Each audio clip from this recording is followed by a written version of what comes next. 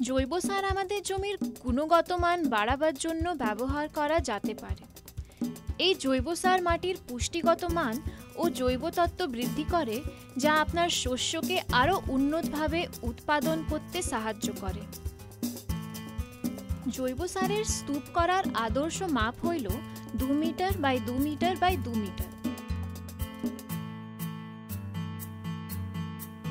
ন্যূনতম প্রস্তাবিত মাপ হইল 1 metre by 1 metre by 1 metre. জৈব সারের ছোট স্তূপে দেরিতে পচন ক্রিয়া হয়।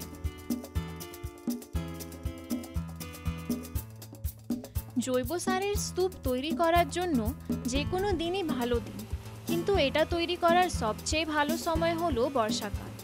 বর্ষাকালে বহুমাত্রায় সবুজ গাছপালা পাওয়া যায়। উদ্ভিজ উপাদান কার্বনের যোগান দেয়। জীব সার এবং সুটি জাতীয় সবজি নাইট্রোজেনের যোগান দেয়।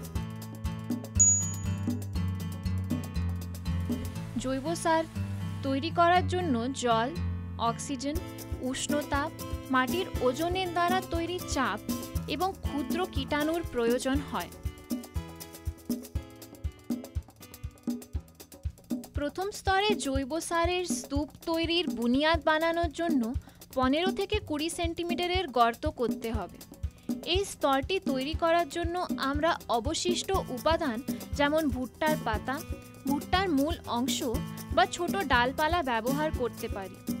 এই বুনিয়াদ স্তরটি জৈব সারের স্তূপে হাওয়া প্রবেশ করতে সাহায্য করবে। এরপর আমাদের আরেকটি স্তর বানাতে হবে, যাতে সূক্ষ্ম উপাদানগুলি বুনিয়াদি স্তর পর্যন্ত না যেতে পারে। এটি করার জন্য বুনিয়াদের স্তরের উপর কলা পাতা, বাঁধাকপির পাতা, কাগজ ইত্যাদি দিয়ে ঢাকা দিতে হবে। এরপরে আমাদের 25 সেন্টিমিটার উচ্চতা পর্যন্ত গাছগাছড়া দেওয়া প্রয়োজন। ইহাতে আমরা গাছের উপাদান যেমন সবুজ বনস্পতি, শুকনো ঘাস, পাতা কিংবা অন্য কিছু যাহা জন্মায় দিতে পারি। আমরা এটাকে কার্বনের উৎস বলব। গাছের উপাদান ব্যবহার করার পর আমাদের জলের ঝাড়ি কিংবা পাত্রের দ্বারা জল দিতে হবে।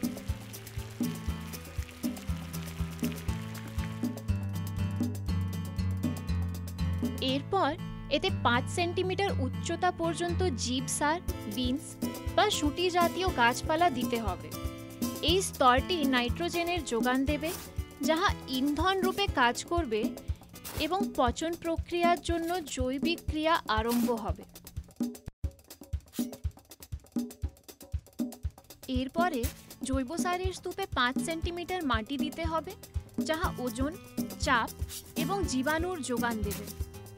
উইডিপির মাটিও ব্যবহার করতে পারে।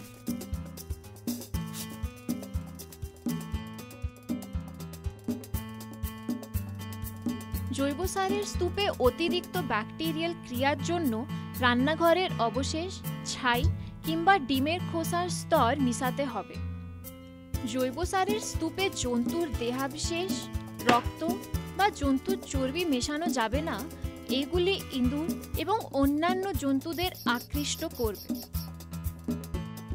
সর্বদা জৈব সারের স্তূপে প্রতিটি নতুন স্তরে জল দেওয়া উচিত। স্তূপটি প্রয়োজনীয় উচ্চতায় না পৌঁছানো পর্যন্ত লাগাতার পর্যায়ক্রমে স্তর অনুসারে উদ্ভিজ উপাদান এবং জীব সার যোগানের পরে সবচেয়ে উপরে এক স্তর মাটি দিতে হবে। এরপরে জৈব সারের স্তূপটিকে জল দিয়ে এবং এক স্তর খড়কুটো যেমন কাটা ঘাস বা ভুট্টার পাতা দিয়ে সম্পূর্ণ করতে হবে।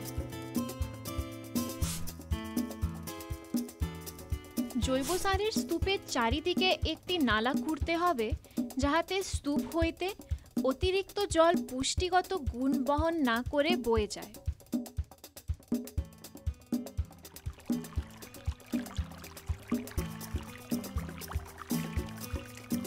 জৈব সারের স্তূপের মধ্যভাগে যেখানে পচন ক্রিয়া আরম্ভ হয়েছিল, সেখানে চাষের জন্য প্রথম জৈব সার তৈরি হয়েছে। জৈব সারের স্তূপের মধ্যভাগে স্বাভাবিকভাবে 65 ডিগ্রি সেন্টিগ্রেড তাপ তৈরি হয়। পচনক্রিয়া আরম্ভ হয়েছে কিনা দেখার জন্য স্তূপের মধ্যভাগে একটি গাছের ডাল কিংবা লোহার ছড় কয়েক মিনিটের জন্য ঢুকিয়ে রাখতে হবে। ডালটি বার করবার পর যদি স্পর্শ করে গরম লাগে তাহলে বোঝা যাবে পচনক্রিয়া আরম্ভ হয়েছে।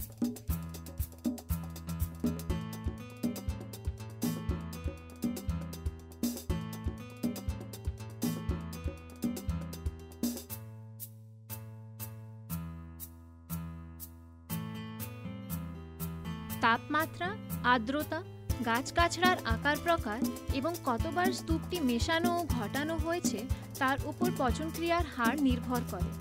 যদি বৃষ্টি না হয় তাহলে সপ্তাহে একবার করে স্তূপটিতে জল দিতে হবে।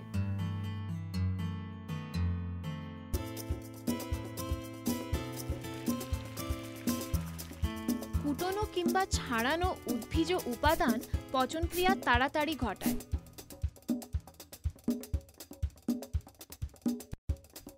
সপ্তাহে যদি একবার জৈব সারের স্তূপটিকে ঠিকমতো মেশানো বা ঘাটানো হয় তাহলে 6 সপ্তাহ থেকে 2 মাসের ভিতর পরিপক্ক সার পাওয়া যাবে। যত বেশিবার স্তূপটিকে ঘাটানো হবে পচনক্রিয়া তত তাড়াতাড়ি হবে। ঘাটানোর সহজ উপায় হলো স্তূপটির বাস্তবিক স্থানের বাহিরের দিকের কম পচা উপাদানকে ভিতরের দিকে সরিয়ে ভিতরের অধিক পচা উপাদানকে বাহিরের দিকে নিয়ে আসা। তৈরি সারটি ছোট দানাদার ও মিষ্টি গন্ধযুক্ত গাঢ় বাদামি কিংবা কালো রঙের হবে। যদি জৈব সারের স্তূপটিকে ঠিকমতো মেশানো বা ঘাটানো না হয় তাহলে সার তৈরি হতে 6 মাস থেকে 1 বছর সময় লাগবে। জৈব সারকে মজুত করে রাখলে ইহার পুষ্টিগত মান কম হয় না। জৈব সারের আর্দ্রতা কম রাখতে হবে। স্তূপটিকে খড়কুটো কিংবা অন্যান্য উপাদান দিয়ে ঢেকে রাখতে হবে। জৈব সার কেবল আপনার উৎপাদনই বাড়াবে না, যদি আপনার কাছে অতিরিক্ত জৈব সার থাকে তাহলে ইহা বিক্রি করে রোজগার করা যেতে পারে। যখন গাছপালা জন্মায় ইহারা মাটির পুষ্টিগত মান কম করে দেয়। জৈব সার ব্যবহার করে মাটির পুষ্টিগত মান ফেরানো যায়। ইহার ফলস্বরূপ গাছপালার উৎপাদন বৃদ্ধি পায়।